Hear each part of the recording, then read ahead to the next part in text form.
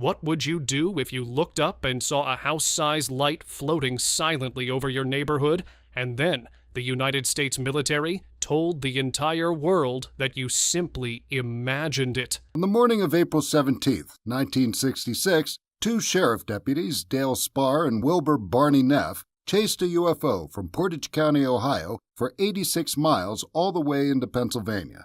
I was running around the country, sitting up all night in cemeteries and sitting on hilltops in remote parts of the country, looking for these funny lights in the sky that were everywhere in the 1960s. That exact nightmare unfolded on a cold Ohio morning in 1966, sparking a high-speed police chase across 3 counties involving 4 terrified lawmen and a metallic craft that moved like it was playing a cruel game of cat and mouse.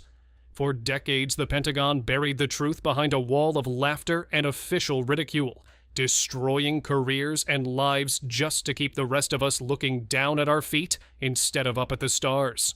So what happens when the footage is no longer a blurry Polaroid, but a crystal clear Navy gun camera?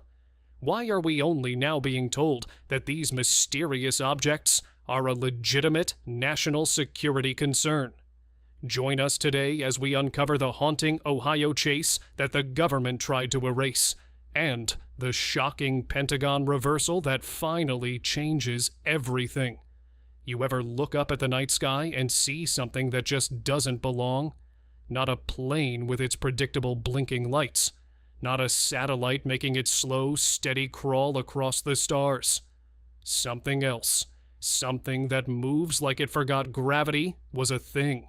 For decades, if you saw that thing and you were brave enough to tell someone, the official voice of the most powerful military on Earth would whisper back through the static, "No, you didn't."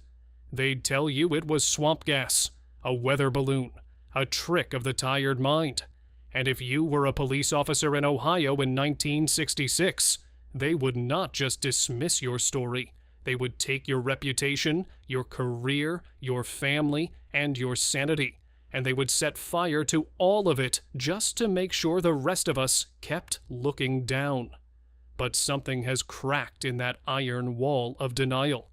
In a stunning pivot that would have saved a lot of lives and a lot of heartache, the Pentagon is now singing a very different tune. They are telling us, in clear, unclassified English, that unidentified aerial phenomena, or UAPs, are real. They are physical objects. They are in our airspace. They are outperforming our best pilots. And here's the kicker that should make the hair on the back of your neck stand up. They have no idea what they are. This isn't a late-night radio show host with a tinfoil hat whispering this. This is the 60 Minutes correspondent sitting across from Navy fighter pilots with call signs and thousands of flight hours who say they saw things that break the laws of physics as casually as you or I break the speed limit. To really understand the gravity of this moment, you have to take a trip with me back in time. You have to leave the polished briefing rooms of the Pentagon and the grainy green glow of the Navy's gun cameras. We're going back to the pre-dawn darkness of April 17th, 1966, in Portage County, Ohio. It's 5 in the morning. The air is cold, the coffee is bitter, and for the local cops on the night shift, it was supposed to be just another quiet watch over a sleeping rural community. But the sky over Ohio had other plans, and what happened over the next few hours would become a perfect, tragic mirror image of the tic-tac encounters happening off the coast of San Diego today. The only difference is the technology of the witnesses. In 2021, we have radar and infrared video. In 1966, all they had was their word and their eyes. And when the Pentagon came calling, they learned that their word was the one thing they weren't allowed to have. Let's start with the here and now, because the headlines from the last few years have completely rewritten the rulebook on what we're allowed to talk about in polite company. You might have seen the video. Dude, there's a drone, bro. There's a whole fleet of them. Look on the ASA. My gosh. They're all going against the wind. The wind's 120 knots from the west. Look at that thing, dude. It's hard to forget once you've seen it. A Navy F/A-18 Super Hornet is locked onto a target. It's not a bird. It's not a glitch. It's a little white oblong thing. Pilots call it the Tic Tac, and it's zipping across the water like a stone skipped by God. Former Navy Commander David Fravor was there. He was the guy in the cockpit. And when he sat down with Bill Whitaker on 60 Minutes, he wasn't jittery or paranoid. He was just a professional aviator describing something he couldn't outrun. He explained how this wingless 40-foot-long craft with no visible exhaust and no visible wings just mirrored his moves. He'd dive. It would climb. He'd cut left. It would hang there, almost mockingly. And then, right when he thought he had a bead on it, it just evaporated. It didn't fly away. It disappeared. Otherworldly is the phrase Fravor used. That's not a word a career military pilot throws around lightly. Those guys are trained to be the apex predators of the sky. And on that day in 2004, they were the prey in a game they didn't know they were playing. And here's the thing that separates this from the spooky stories of yesteryear. It wasn't a one-off. Former Navy pilot Ryan Graves told 60 Minutes that his squadron saw these things every single day for a couple of years. Imagine that. You're a Top Gun pilot, flying a machine that costs more than most people will earn in 10 lifetimes, and you're sharing your practice range with something that moves like it has a dimmer switch on the laws of inertia. Graves and his buddies would see them drop from 60,000 feet. That's way up in the thin, cold air, down to sea level in the literal blink of an eye. If a human being tried that maneuver, they wouldn't just pass out. The G-forces would turn their insides into soup. Yet these objects do it with the casual grace of a leaf falling upward. Now the Pentagon has this guy, or rather, they had this guy. His name is Luis Elizondo. He's a former intelligence officer, and he was the one running the super-secret program called the Advanced Aerospace Threat Identification Program, or AATIP. This is a very serious national security issue. Something is in our skies. It has been there for quite some time, and we're just now having a conversation publicly about it. This was a real, congressionally funded effort that spent $22 million of your tax money trying to figure out if the weird stuff in the sky was Russian, Chinese, or something else entirely. Elizondo is the voice of reason in this circus. When he talks about it, he's not waving a foam finger for aliens. He's talking like a security guard who just found a door unlocked that should be bolted shut. He explained the process perfectly. First, you ask if it's our own secret tech. That's always the first question because the military has plenty of toys it doesn't tell the other branches about. Then you ask if it's an adversary. Is it a new type of Chinese hypersonic drone? A Russian spy balloon that somehow defies all wind patterns? Elizondo says you run through the what-ifs. You check the radar, you check the satellite, you check the thermal imaging. And when you've exhausted every possible explanation based on the physics we currently understand, you're left with this cold, hard, uncomfortable fact. It's real. It's in our airspace. And it's better than us. That is the modern dilemma. It's a problem of physics and national security. The stigma is lifting because the censors are too good to ignore. But to understand why the stigma existed for so long, why men like Dale Spohr had to die 1,000 social deaths just for doing their jobs, we have to go back to that Ohio morning. Because the institution that is now admitting the existence of UAPs is the exact same institution that once weaponized shame to bury the truth. Suddenly, flame shoots out from the bottom of the object, and it takes off. This is like nothing he's ever seen before. It's extraordinary. As panic spreads, the military investigates. The FBI, the Army, the Air Force, everyone wants to know what's going on. Picture Portage County Police Chief Gerald Buchert. He's in his cruiser in the village of Mantua. It's dark. The police radio crackles, and it's a call from the next county over. A woman in Akron is reporting a brightly lit object as big as a house flying over her neighborhood. The chatter says it's heading east, toward Portage. So Buchert does what any of us would do when we hear there's a floating house flying over our town. He looks out the window, and son of a gun, there's a light in the southeast sky that has no business being there. It's not the sunrise. It's not a plane. He rushes home, wakes up his wife, and practically drags her out into the backyard in her bathrobe so he has a witness. He's got a cheap little camera, a Brownie Starmite. He points it at the sky.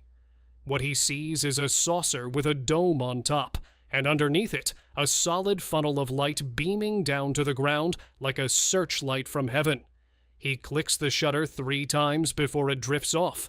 Now, while this is happening, about 18 miles away in Ravenna, 2 sheriff's deputies are having an even worse night. Dale Spohr and Barney Neff are just wrapping up a car accident call when they hear the same radio chatter about the UFO. They crack a few jokes about little green men, because that's what you do when you're a cop at 5 in the morning.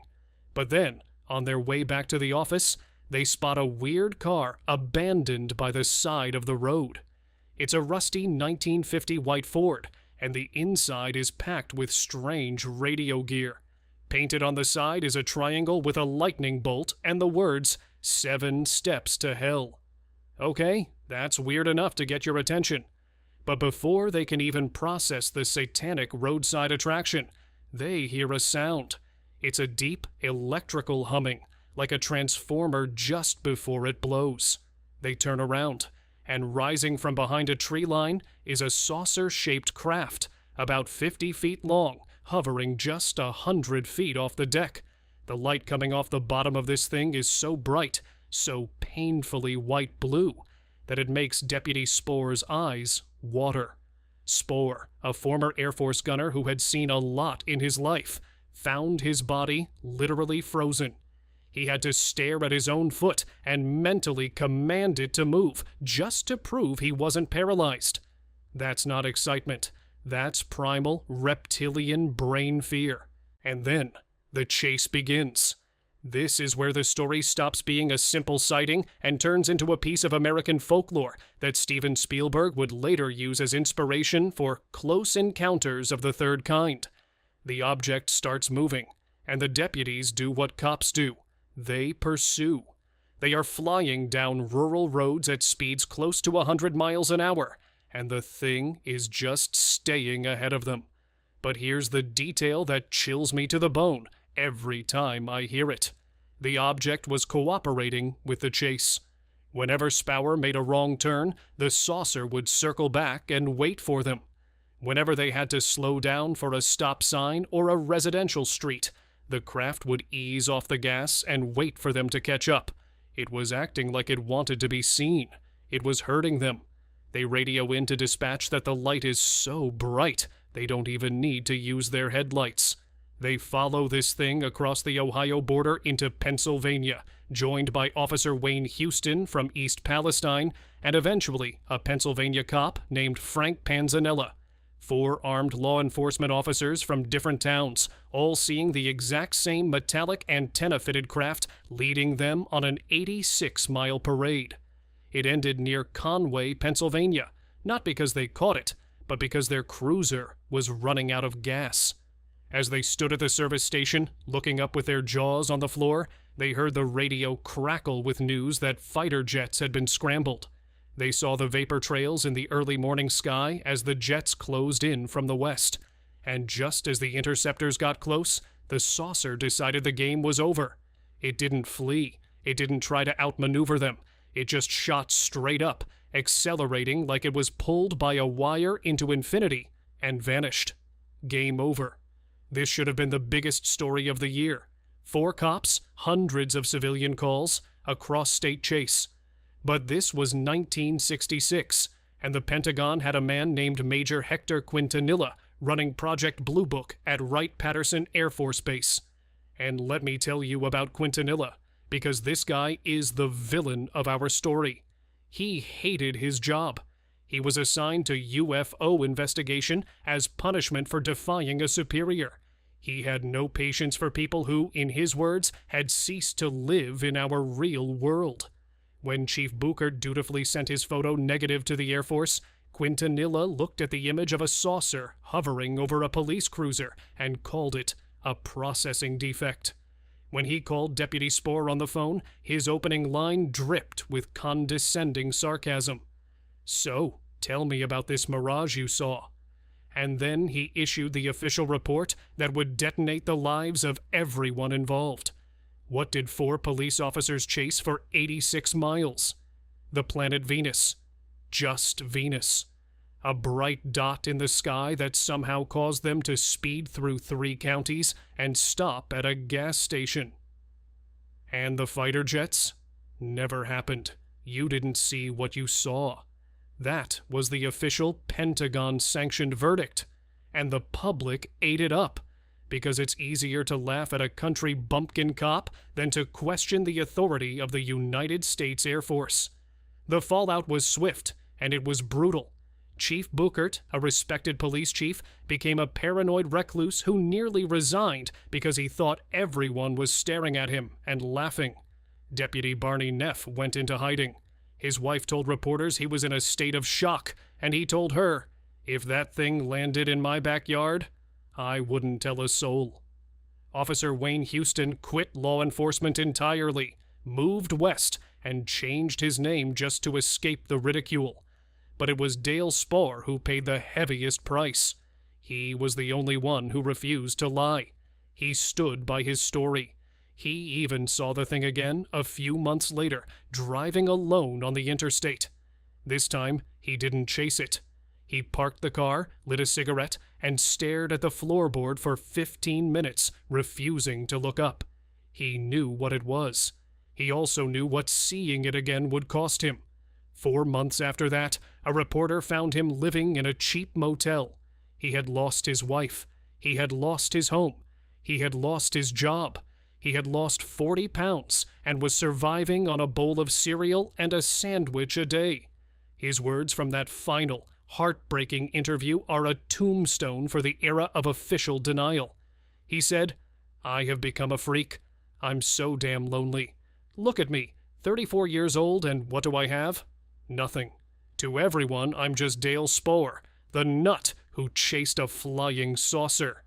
That is the cost of the Pentagon's involvement. That's what the stigma does.